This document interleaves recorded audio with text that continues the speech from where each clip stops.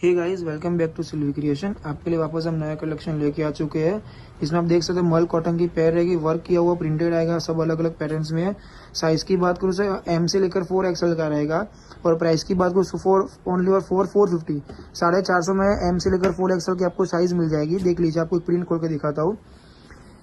Printed में आपकी print रहेगी, मल कॉटन आएगा जिसके वी पर आपको सीक्वेंस वर्क किया मिलेगा, जिसका पेन भी आपको नेकलाइन की तरह प्रिंटेड में आएगा। सेम टू सेम सीक्वेंस आपको दोनों आएगा। जिसमें आप दूसरी पैटर्न देख सकते हो, मल कॉटन में सेम टू सेम आएगा, जिसके नेक पर आपको वर्क किया हुआ आएगा। इसका पैंट प्लेन आएगा। इसमें दो कलर्स है, एक और ग्रीन है और एक रेड कलर है। और नीचे आपको जो प्रिंटेड मैंने दिखाया था, प्रिंटेड में भी आपको 3-4 कलर मिल जाएगा। इसकी कॉलर टाइप नेक है और इसमें अलग अलग पैटर्न आप देख सकते हो, ग्रीन कलर, पीच कलर, सारे अलग अलग पैटर्न है, देख सकते हो। ये आपको अगर कलेक्शन चाहिए तो आपको हमारे खानपुर वाले आउटलेट पर आना पड़ेगा, जिसका एड्रेस है A66 Gagan Vihar 9th floor. Thank you.